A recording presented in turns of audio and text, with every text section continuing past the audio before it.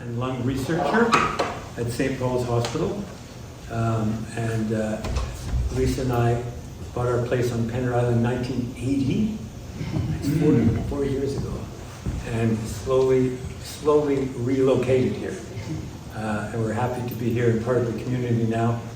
And I rarely go back to the hospital or the lab, and I don't miss it. So I successfully made the transition, which is not easy. So it's great to be here, and thank you for leaving the garden. Someone said they were happy to have left the garden. Thank me for giving this talk so they could get out of the garden.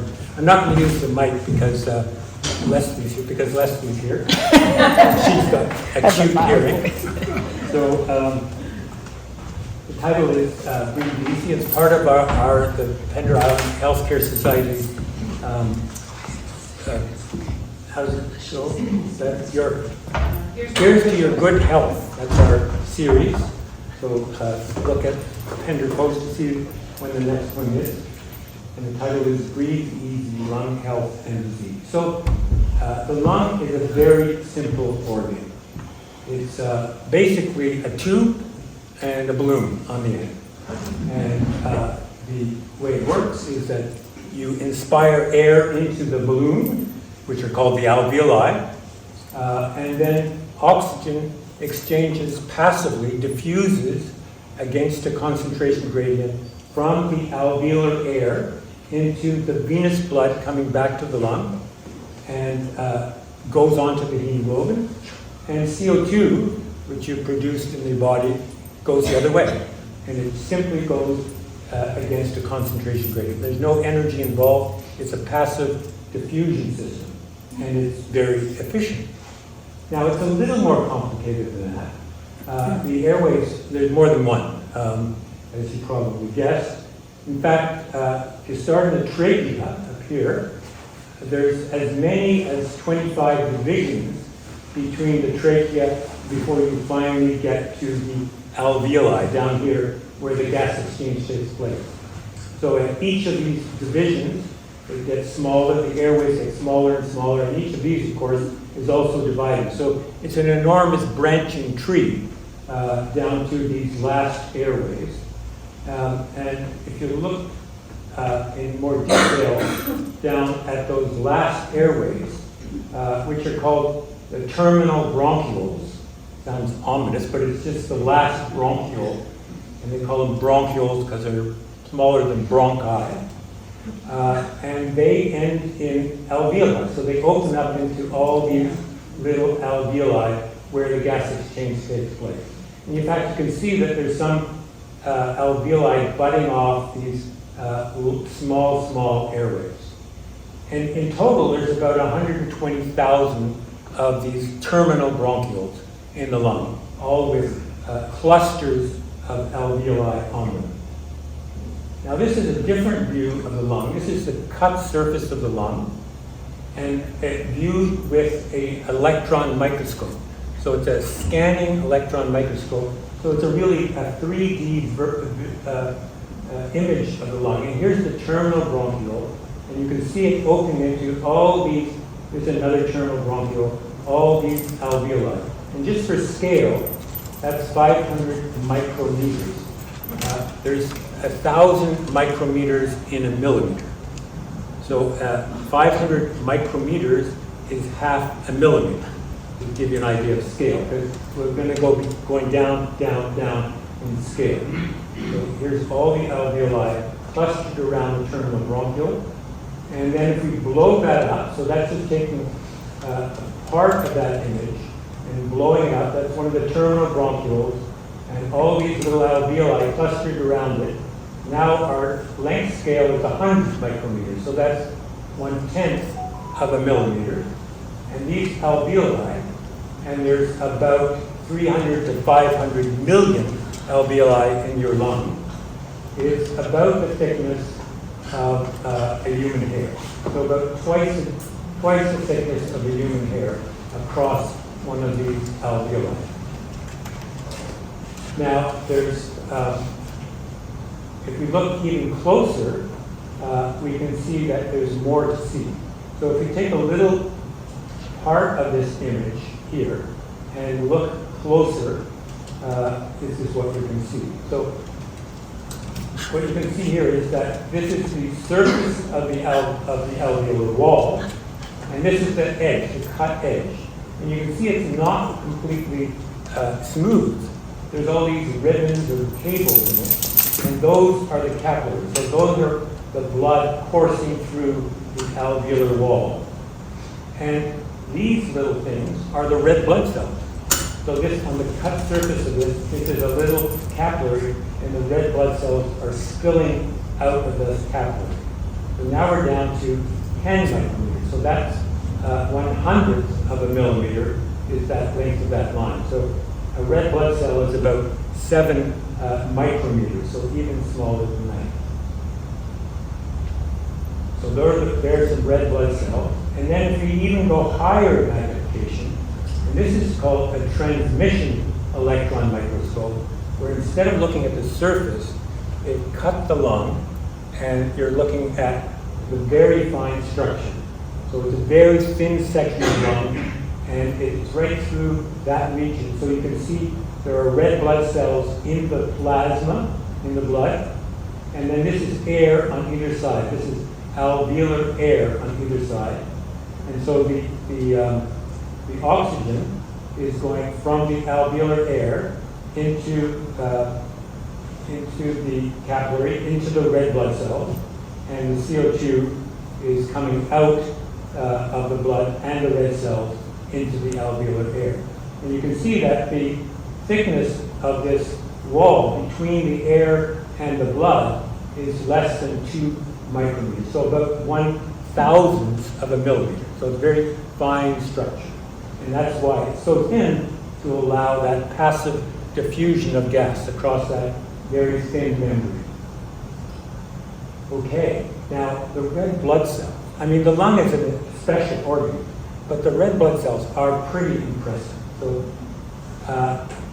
each minute, about 25 trillion red blood cells are delivered in the venous blood to the lung to pick up the oxygen, and then pumped out to go to your body. That's 25 trillion per minute.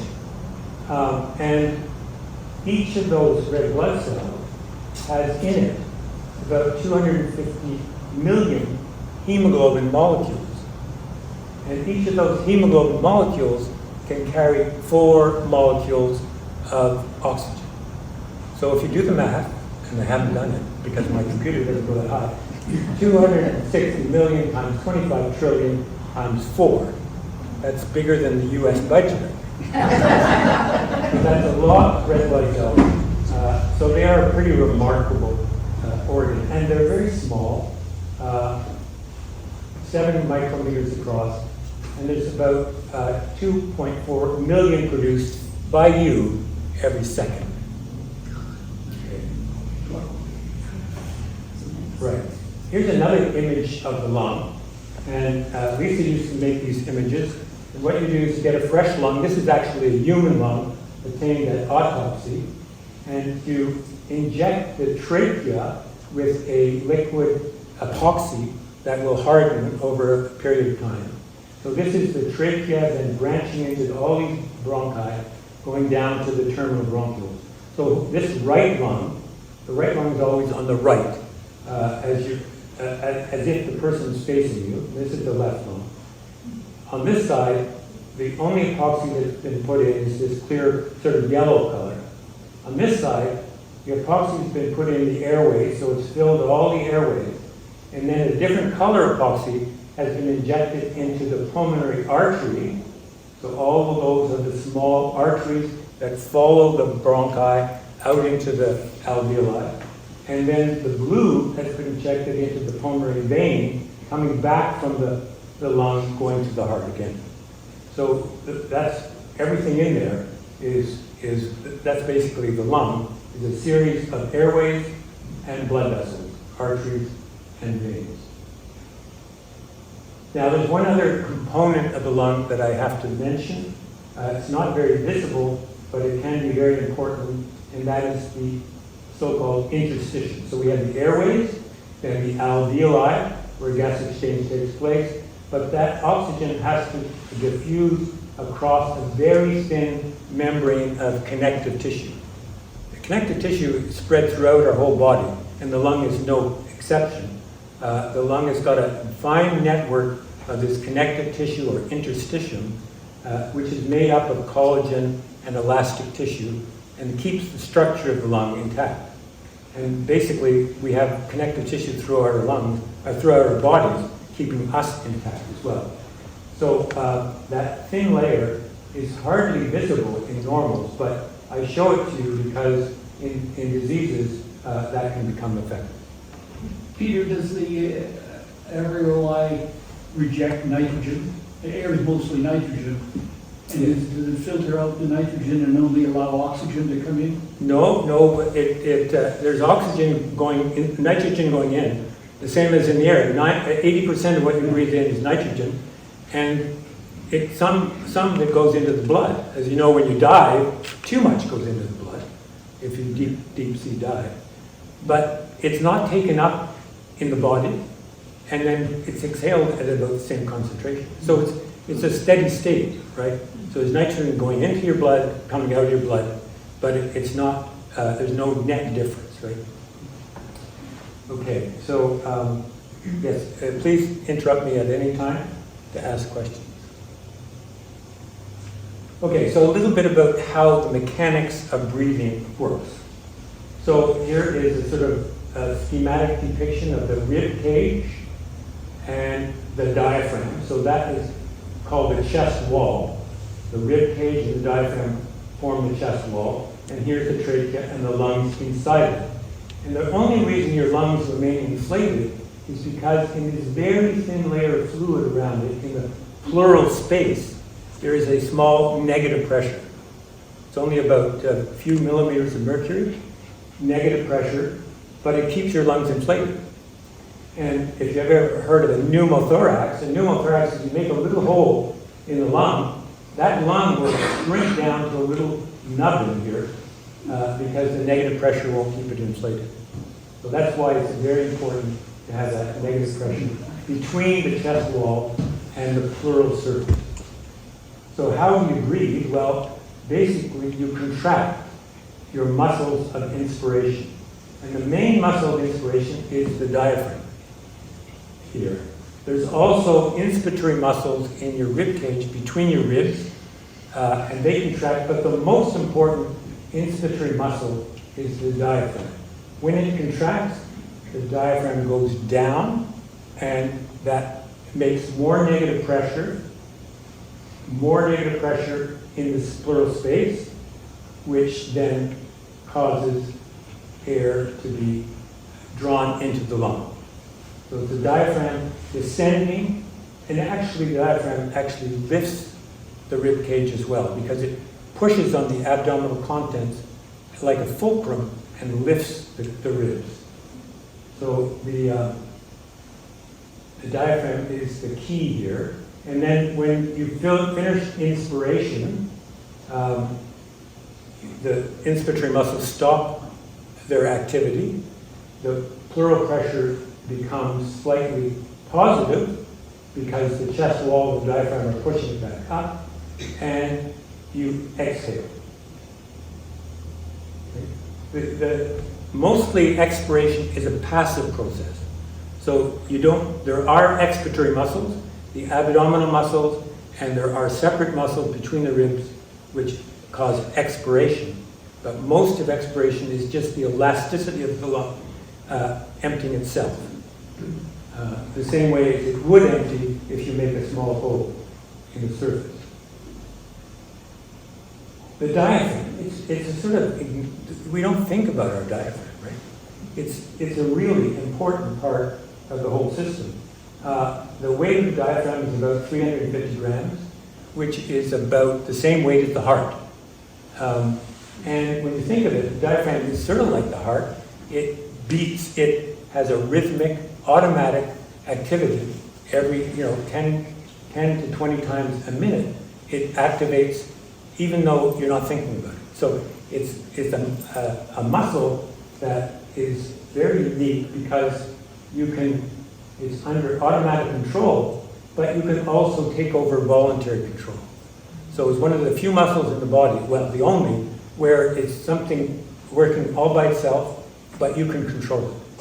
No other muscles like that. And the other important thing, of course, is that it's a source of hiccup. So, a few fun facts about the lung. Your lungs grow by adding more and more alveoli till you're about 18 or so. And your lung capacity is related to the height. The taller you are, the larger your lung. And then, as everything else, your lung capacity starts to decline around the age of 30, right? Interestingly, your lungs don't get smaller. It's your ability to use your lungs that declines. So your lungs don't get smaller as you age, but the amount that you can breathe out and the speed at which you can breathe it out slowly decreases. So really, when you think of the lung capacity, so if I breathe all the way in and hold my breath, I'm at total lung capacity.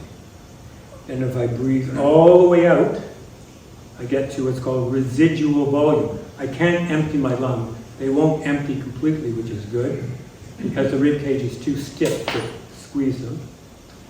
And that is the vital capacity. It's a lovely term, right? Vital capacity. From my total lung capacity down to my residual volume is my vital capacity. And my vital capacity slowly gets smaller as I age, but more importantly, my forced expiratory volume in 1 second, which is how much I can breathe, how much of that vital capacity I can breathe out in a second, slowly goes down. Okay, so it's like anything aging. It slowly goes down. You can't train your lungs. Once your lungs grow to their full height, you can't make them better. You can't go, running doesn't change your lung capacity, doesn't change your lung volumes, doesn't do anything good for your lungs. What training can do, it trains your heart and your muscles to do more with what the lung can deliver. So you can't make your lungs better. You can make them worse. There's lots of ways to make them worse. You can't make them better. Okay. And the other thing is that without any disease, your lung capacity always exceeds your breathing needs. So even the best athletes are not limited by how much they can breathe. So the best long distance runners don't have bigger lungs than the ordinary person. They just do more with what oxygen is delivered to them. Okay, so those are some fun facts. Now, the lungs are very vulnerable, right? I mean, there's no other organ in the body which invites the environment into it daily, every minute, and survives. Except, well, there's the gut, but the gut has an exit, right? The lungs don't. So you're breathing in all the time, and there's millions and millions of particles in the air. And this is just a backlit view of someone sneezing. When someone sneezes, they generate hundreds of thousands of particles. You know, these big particles you can see are not so dangerous because they immediately fall on the ground. The smaller the particle, the longer it stays in the air, and the small microscopic particles in which there are germs and viruses, and they can stay airborne for minutes, hours, and days. So there's millions of organisms floating around. So we're vulnerable to that. And then there's multiple other particles you can breathe in that could have a detrimental effect on the lung. So just again, let's go back to the scale. This is some grains of sand, fine beach sand, about 90 micrometers, 1/10 of a millimeter across. And here's the human hair again. And then these are what's called particulate matter 10, which is particles. It could be dust, pollen, mold, bacteria, droplets from a sneeze that are 10 micrometers, So 1/100th of a centimeter, of a millimeter across or less. And then the finer ones are so-called PM 2.5. So these are particles that are even smaller, 2.5 micrometers across. And these are things like particles of combustion. All combustion produces millions of these tiny particles, organic compound, metals. Every time you put on your brakes, it generates an aerosol of tiny metal particles. So there are, upwards of, even in unpolluted environments, there's upwards of 220 million PM10, PM 2.5 particles that you inhale every day. So how do we deal with this, right? I mean, it could be a disaster. Well, the lung has defense mechanisms. The lung's defense mechanisms. So the lung's defense mechanisms include a kind of white blood cell called alveolar macrophages. Translate that from the Latin, that's big eaters. And then there's the mucociliary escalator. So these are key lung defense mechanisms. Here is a electron micrograph view of alveolar macrophages. So there's about 2.2 billion of these right now moving around your lung. So they're scavengers. They're moving. They can move along the surface of your lung, and they're looking for organisms, particles of any kind, and they eat them. They engulf them. Like most white blood cells can eat particles. These ones are not in the blood. They're made in the bone marrow, but then they migrate to the lung, and they patrol your whole lung surface, day and night. There's, as I said, billions of them. Now, once they eat stuff, what's going to happen to them? Well, well, here's another image of them. Here's how they get out, rather. So this is the lining epithelium of the lung. This is where the air is. And these are the lining cells of the lung, epithelial cells. And on the surface of those epithelial cells is these cilia, little hair-like things. Some of these cells actually produce mucus. Those ones with the clear droplets in them produce mucus. So the surface of your airway, it looks like this. Here's the cells. Then there's these cilia, these little hair-like structures, and they're bathed in a liquid layer, very thin, about 10 microns thin. And then on top of it is this layer of mucus, like a blanket of mucus. It's semi-solid, and it is sticky. And so the inhaled particles, many of the inhaled particles, impact on this mucus layer. And the macrophages, when they're full, they come from the alveoli and they get on the airway epithelium on this mucus layer, and they get transported up your airways and swallowed or coughed up. So this is the mucociliary escalator that keeps our lung pristine, relatively. Okay, here's another view with the scanning electron micrograph of the cilia looking down on them from above. So there's hundreds of thousands of these things. And here's an electron micrograph. Now look at the scale here. We're down to 0.6 micrometers, or a blow-up of one of these cilia. You can see each of them has these 9 arms with 2 arms at the center, and they're the motor that makes this thing move. They're like a little muscle.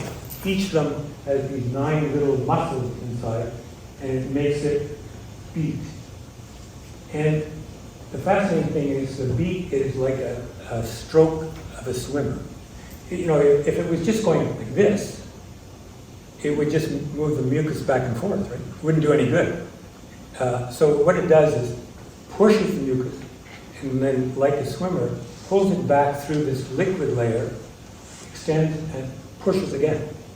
So if you look here, this is the cilia going that way. So it pushes the mucus, then we go over here, here's 4 again, and then it goes back again like this. It goes, so on the way back, it is not pushing the mucus back the other way. So it does that. They all do that 15 times a second. So you've got millions of little sweepers sweeping the macrophages and the particles that stick on the mucus out of your lung. Okay. So what can go wrong? Lots of things can go wrong. One of them is the airways can get obstructed, and the classical diseases of airway obstruction are asthma and COPD. You can get alveolar destruction, actually destruction of the walls of the alveoli, and that classically occurs in emphysema. You can get filling of those alveolar spaces with fluid or other substances. That's called pneumonia. You can get scarring and fibrosis of that interstitial layer. And an example is idiopathic pulmonary fibrosis. Idiopathic, by the way, is a technical term for medicine when we don't know the cause, right? Very, very complicated way of saying we don't know.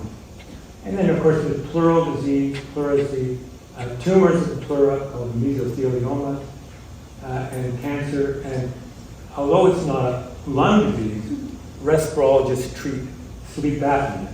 It is really an upper airway disease, but respirologists take care of it. So let's just look a little deeper into these things that can go wrong. Airway obstruction. Well, airway obstruction can be caused by too much mucus, right?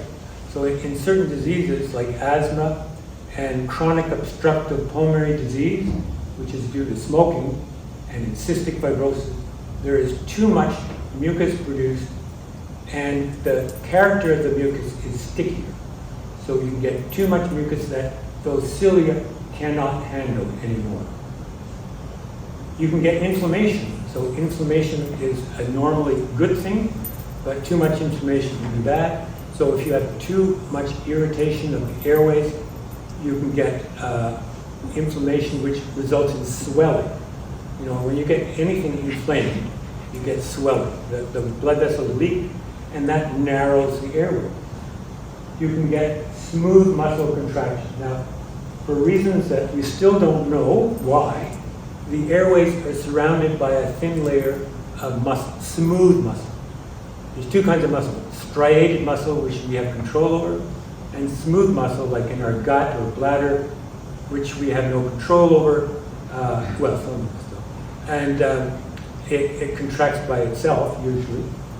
And so this smooth muscle surrounds the airways, and the actual reason, evolutionary-wise, we have it is unclear.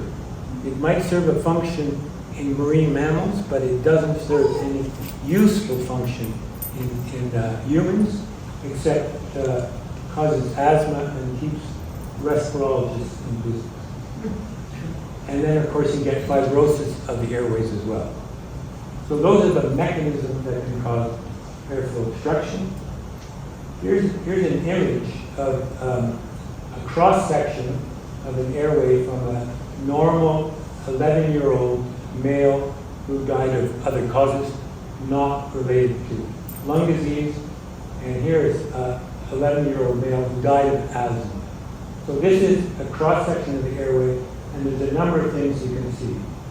One is that the asthmatic kid has much more smooth muscle. There's more muscle there, and that muscle is more active. So too much and too active muscle is one of the things.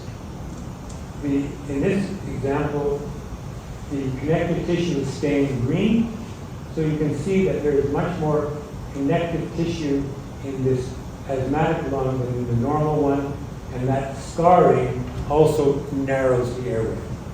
And then finally, you can see that this airway for the asthmatic kid is full of mucus and inflammatory cells. Those are cells that have come out into the lumen of the airway, into the surface of the airway, and cause as part of the inflammation that happens in asthma. So you can imagine that that airway is not doing much good. That particular airway is full of mucus. So how does asthma come about? Well, the mechanism of asthma, most asthma is caused by allergy to substances in our environment. So you inhale these allergens. This time of year it might be the pollen from alder trees. It could be your cat. So there's many different proteins that act in certain individuals as allergens.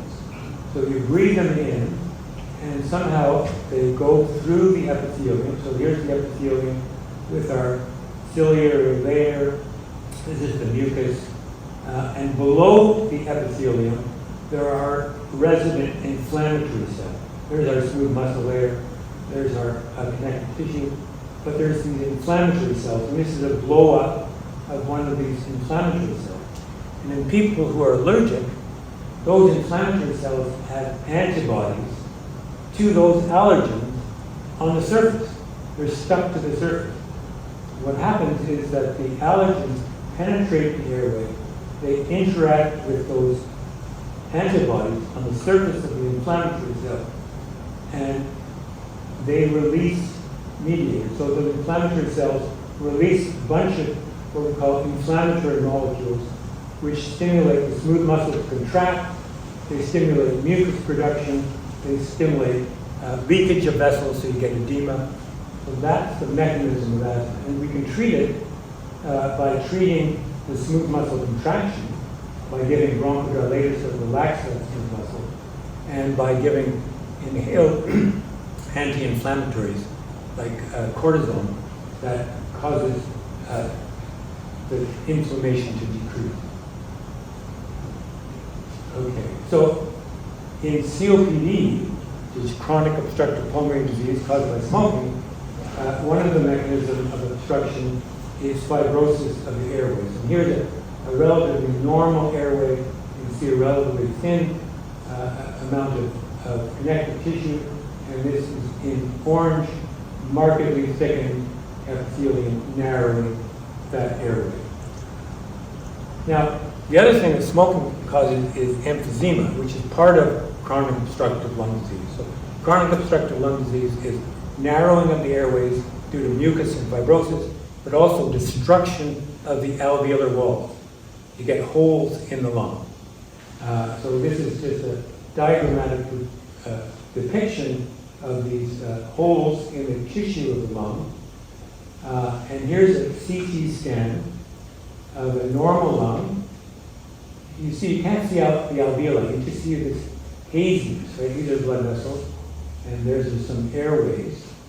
But the normal alveoli are so small you can't see them, you just see this haziness. Here's somebody with mild emphysema. You can see these holes in the lung are starting to form. And then someone with more severe emphysema, you can see these large black holes forming throughout the lung. And here's a pathologic specimen. So here's a normal individual, and you can see a relatively nice pink lung, looking fairly solid. There's some airways, and these are the alveoli. And here's somebody with emphysema, and you can see there's holes starting to grow in the lung. It looks like Swiss cheese, right? And you can also appreciate the blackness of this lung, a smoker, right? So a lot of carbon deposited over the years. Now, normally we look at an X-ray as if the patient is looking at you. So this is an X-ray. But nowadays we do CT scans. CT scans are a much better way of looking at the lung. And when you look at CT scans, you're cutting the lung like this. So you look at multiple slices of lung, not this way, but looking down at it. So if I go one more, I can show you, we'll just scroll through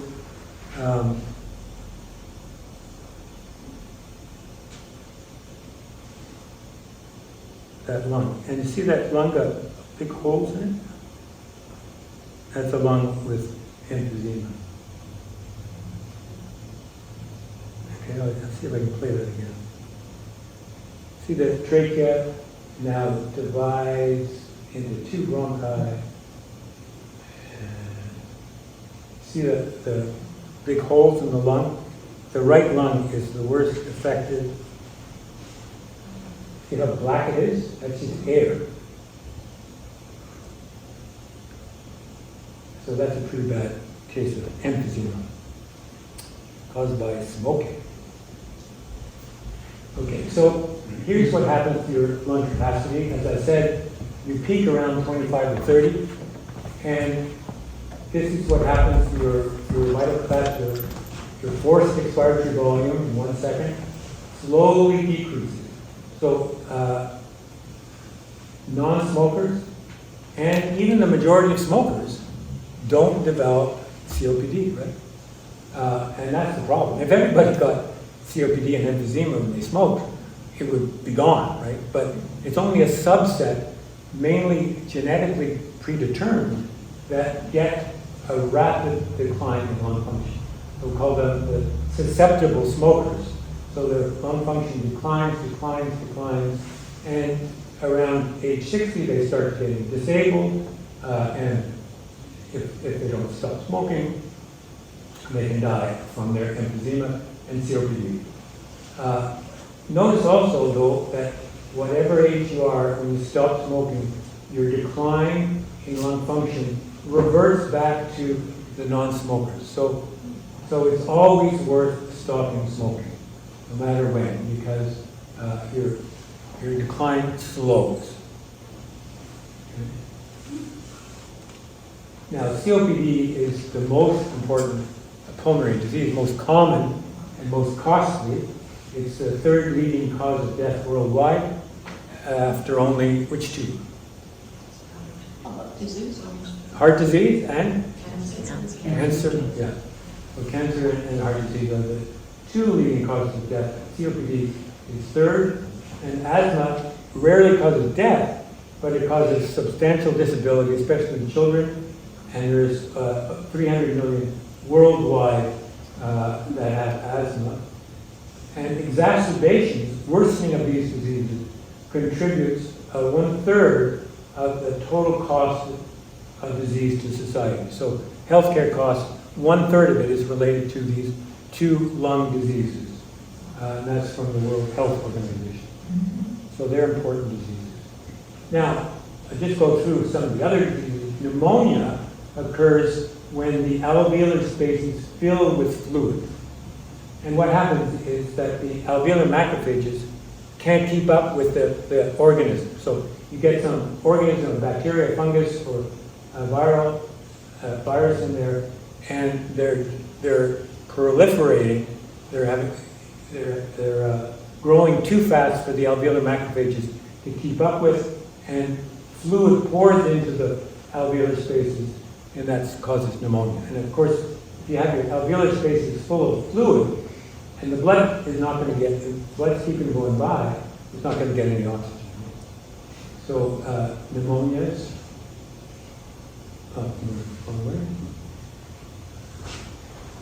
interstitial fibrosis. So there's lots of things cause interstitial fibrosis, mostly idiopathic. Certain autoimmune diseases, including scleroderma, can cause it. Exposures to inhaled substances. There's many of them. One of them is called pigeon breeder's lung. And many occupations, people are exposed to allergens that, instead of causing asthma in this case, causes pulmonary fibrosis. So there's many causes, occupational exposures like silicosis or asbestosis. Asbestos or silica can produce fibrosis of the lung. And of course, with fibrosis of the lung, the increased diffusion distance between the alveolar gas and the capillary blood is what prevents oxygen from sufficiently reaching the capillaries.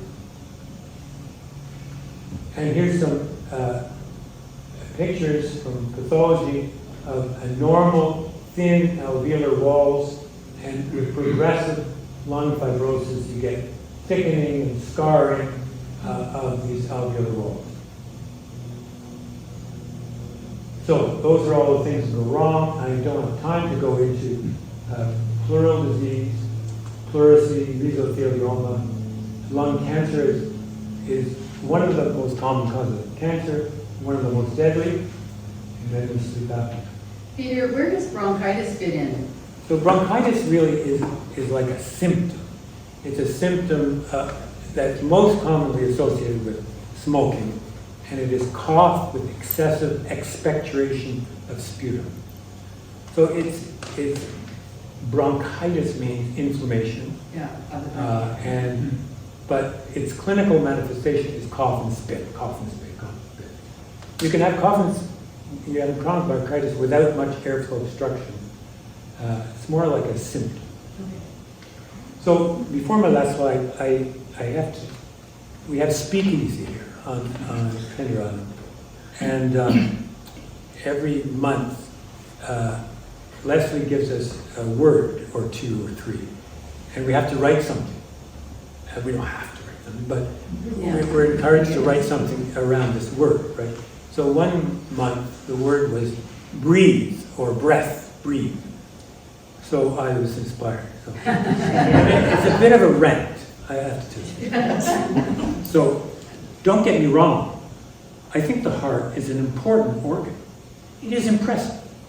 It pumps blood to an estimated 10 billion capillaries in the human body, beating faithfully about 3 billion times in an 80-year lifespan.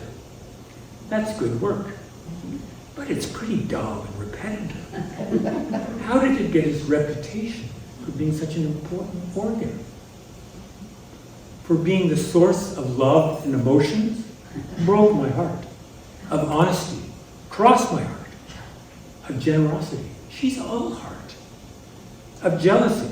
Eat your heart out. Of adventure? Follow your heart. Of sincerity? From the bottom of my heart. Of courage? Take heart. Of memory? Learn by heart. Of sympathy? My heart bleeds. Then there's heart of the matter. Be half-hearted. Change of heart. Heart of gold. Heart of stone. Have a heart-to-heart. Pour out one's heart. Hype. So much hype. The cardiologist must have good marketing. So impressive as it is, the heart is just a dumb pump. It doesn't express feelings. It's impassive and impervious. You have no control over it. It doesn't really affect you, except for keeping you alive. I mean, you know. Now the lungs, they are the site of the soul, the source of breath and breathing. A 6-liter organ divided up into 500 million alveoli, with a total surface area of 100 square meters, about the size of a tennis court, allowing oxygen and CO2 to exchange between air and blood. About 10 million liters of oxygen in a lifetime, extracted from 150 million liters of inhaled air, delivered by 600 million breaths. It works automatically. You don't have to think about breathing. But you can take control if you want. You can override the metronome. Try doing that with your heart. Breathe in, breathe out, repeat. Inhale to total lung capacity. Exhale to residual volume. That's your vital capacity. You use your lungs for speech, to sing, to sigh, to whistle, to coo, to whisper, and to snore. It's magic, but there are virtually no English idioms using lung or lung. When you think of it, cough your lung down. It's bad marketing. So as a final illustration of this bad marketing, I have a little story. It's 1973. I was 29 years old. I'm a resident. I was doing a shift in the emergency room at the Royal Victoria Hospital in Montreal. And it's late Saturday night, early Sunday morning. An ambulance delivers a blue lady, barely breathing and unconscious. I had no idea. No, very scant history. The history was that she was eating in a restaurant. She suddenly stood up. She clutched her chest, fell down, and was brought to hospital. So what do? I asked for a laryngoscope. Laryngoscope is what you look in. I was going to put a tube down her lungs, right? So I look in, I get my tube ready, and I look in, and there is her vocal cords, and between her vocal cords is a big hunk of meat. Sort of partially masticated meat. I think it was filet mignon. And so I said, forceps, please. And someone handed me a forceps. And I pulled this piece of meat out. And I said, breathe, lady, breathe. And she did. And I got a strong whiff of liquor. So this is the diagnosis. So what was this? It was relatively new, recognized at the time. And what did they call it? Cafe coronary syndrome. A coronary is a heart attack, right? They didn't even call it a lung attack. I mean, bad marketing. So how it happens, it's usually too much alcohol, not enough chewing, too much talking while you're eating, and you aspirate a hunk of meat, fixing your larynx. So anyway, so this was actually before the Heimlich maneuver had even been described, right?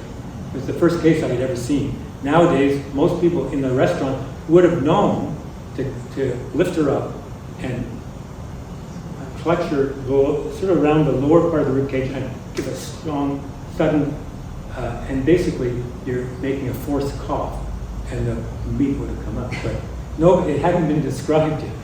So she woke up about half an hour later. She was still inebriated, and she was disoriented, and she was pretty angry, actually. She checked herself out of hospital. She didn't say thanks, but that's okay, you know, because I just hope she's still breathing. So I'll just stop there.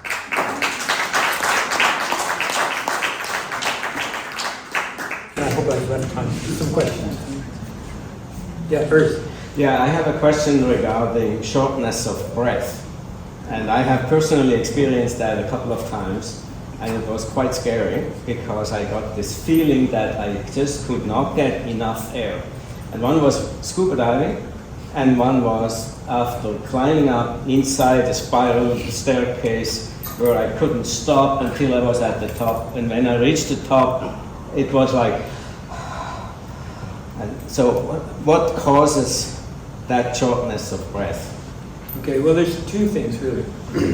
One is low oxygen or high carbon dioxide will stimulate the brain to give you a sense that you're not breathing enough.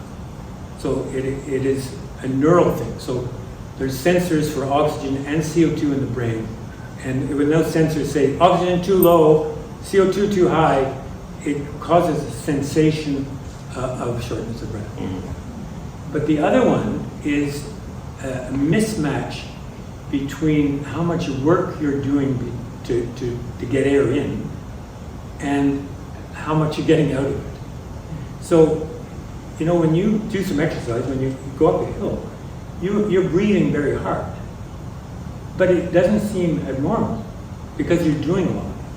But if you had that feeling when you're sitting down, that would be very distressing. So the same amount of breathing activity in an inappropriate setting gives you a feeling of this is wrong. I'm working too hard for what I'm getting out of it. So it's a combination of chemical stimuli and mechanical stimuli, or a mismatch of work to breathe and what you're getting out of it. And there's been lots of studies of it.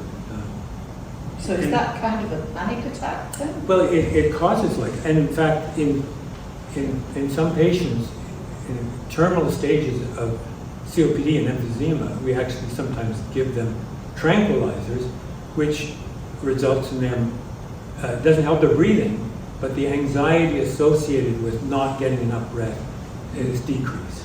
So they don't have so much shortness of breath. They don't feel so bad about it. Peter, at the bottom of your last slide, you talked about apnea, and we know, well, I've read that it affects your blood pressure and other things. Does it actually affect physically your lungs? No, sleep apnea is not a lung disease. It is a periodic obstruction of your airway. And it's usually right at the back of the throat, and it's related to the size of your glottis and also posture. As you know, you lie in the back, your tongue tends to fall back and narrows the glottis, so that oropharynx back here. So obesity is one risk factor because you get fat deposition in the muscles of the neck, narrows that lumen. And so, no, the lungs are fine. It's just you're not getting enough air to the lung periodically. Peter, you say COPD is the smoker's disease. Yes. Can you get COPD from secondhand smoke? You can. It's Thinking rare of all the to. meetings I had when I joined the military in a small room with too many people and we were all smoking. Yeah, you can. There's definitely, usually not severe enough, but the chronic bronchitis, right? The cough and sputum can be produced by secondhand smoke, as can lung cancer, right? I mean, secondhand smoke is not as dangerous as first-hand smoke, but the incident in spouses of smokers, there is a definite increase of risk of lung cancer. Smokers of tobacco and cannabis. Yes. Is there a genetic tendency towards COPD? Like if somebody who's basically a non-smoker gets COPD? I have a friend in that situation. Yeah, there is, especially women. For some reason, it's another idiopathic one. So in later years, people can get COPD. There's probably something we don't know in the environment that is causing the same process of inflammation, fibrosis, and maybe some emphysema. So yeah, even if we wiped out smoking, there would still be, it would be a relatively rare disease. And it's becoming less common, right? But the COPD we're seeing now is people who smoked 20, 30, 40 years ago. So still lots of COPD around. There will be less as time goes on. Can I ask another question? Sure. The mechanism you described to ERS about shortness of breath, is that the same mechanism that happens if you, say, get shortness of breath because of a disease like cancer? Or is it a different mechanism? Well, it's similar. So say pulmonary fibrosis, for instance. Your lungs get stiff and the membrane between the air and the blood gets thick. So you get both the low oxygen, which then stimulates the brain saying I'm not getting enough oxygen, and the stiffness makes your work harder to stretch that lung. And it just doesn't, the brain says, I'm working too hard. I'm sitting here having breakfast. I shouldn't be working this hard, right? So it's a mismatch between the outcome. Just a different cause. So it's similar, yeah. With lung cancer, usually lung cancer is localized, can be diffuse, but localized can cause an obstruction of an airway, and that would take like a big airway. That would mean that there's one whole lung that is being having blood go to it and no oxygen. So that'll give you shortness of breath because there's not enough oxygen.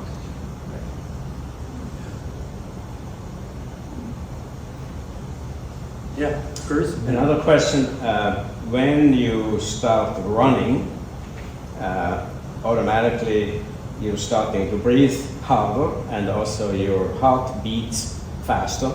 So I'm wondering, what is the mechanism? Is it the muscles screaming for more oxygen and therefore... It's a very good question. It's been studied by many exercise physiologists for many years. And it's mainly, yes, stimuli from the working muscles. the working muscle, but there's even some anticipation. So even before the muscles start to work, there's some neural stimuli that come from the periphery of the body to your brain and tell you to increase your breathing.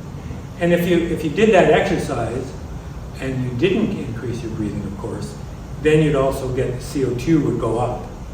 So as you start to exercise, the CO2 tends to go up in your blood because you're generating more CO2. So that again stimulates your brain. So it's both a stimulus from the muscle saying we're going to exercise, and from the more CO2 produced. You had a question?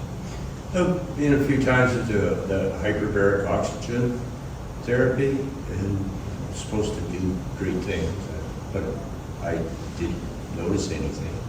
Nothing come of it. So It's very controversial. Can I ask you what the therapy was for? Well, there's a guy that I go with, and I just sort of hop in, piggyback on him. But this is well, what the heck? And discount for the second person, right? Sit in the barrack chamber with them, right? Yeah, but the guy that runs the place says, well, you might not be feeling wonderful now, but your cells are getting loaded up, and I don't know. But I'm not feeling super duper or any different. But No, I mean, with normal oxygen tension at sea level, your hemoglobin is breathing normally. Your hemoglobin is basically completely saturated after the blood goes through your lungs. So if you increase the barometric pressure or the oxygen concentration, so oxygen concentration in the air is only 20%, so you breathe pure oxygen, or if you go under barometric pressure of 2 atmospheres, you don't double the amount of oxygen in your blood, because you can increase the amount that is dissolved in the plasma, but that's minuscule compared to the amount carried in your hemoglobin. So really, you can't. If you have lung disease and you have low oxygen, then hyperbaric oxygen or oxygen concentrate, like people use oxygen containers, that can increase the oxygen in your blood.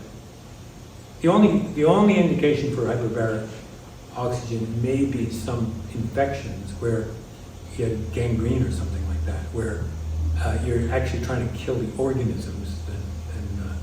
With some of the other people that were going in there, they had some nasty stuff going on.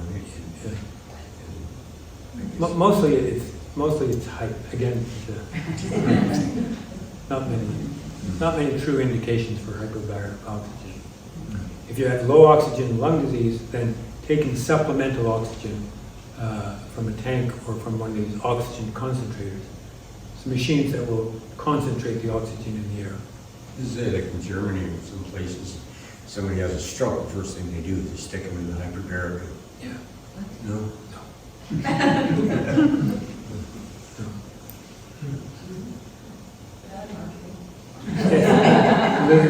Good marketing. What is, how does the lungs get affected by having a double aortic arch? A double aortic Around arch. the trachea or whatever. Well, so that's a congenital anomaly where you have 2 aortic arches, and it would depend on the plumbing. I'd have to, from the heart, there's usually 2 big vessels. One is the aorta, which is taking the blood from the left ventricle under high pressure to the body, and the other side of the heart is the pulmonary artery, which is going to the lung. Now, those form during embryology as the embryo is developing, and sometimes they can get crossed over or mixed up, and so you have 2 aortas. One of them has got to be going partly to the lung, or you'd be born dead. Yeah. Right. So there. Anyway, I would have to know the exact anatomy, but it can be a bad thing because some of the blood can bypass the lung. Right? So, yeah. There's a number of different. There's tetralogy of Fallot. There's a whole bunch of different congenital abnormalities where those blood vessels don't get hooked up right. Yeah. And some of them are fatal, prenatally, and Yeah. some of them can be rectified after birth. And would that be caused by being born 3 months early? No, that would, Before further back? that would be earlier on, Yeah. when all the organs are forming, it would be something That's goes wrong there. just- There's other lung diseases you get from being born too early. And one of them is that, when you take your first breath, you're trying to inflate a fluid-filled lung. And if you try to inflate something that's fluid-filled, it's very difficult to do. And you have to have you have to have some lipid, fat in there, it's called surfactant, which allows that lung to stay inflated when you inflate it. And that surfactant isn't produced until the last trimester. So if you're born too early, that first breath doesn't really clear all the fluid from your lung. And that's called infant respiratory distress syndrome. And that's treated with oxygen, and too much oxygen can make it worse. So humans are meant to live with about 20% oxygen. If you were living with 100% oxygen all the time, it would cause oxidative damage to your lung and cause a bad disease. So too much oxygen is not good. We've evolved to live on 20%. I was just reading an article, if you went back to the oxygen went up to about 32% in the atmosphere when dinosaurs were around, right, David? And if we were around there, we would have had too much oxygen. But they thrived, obviously. Thank you. Okay.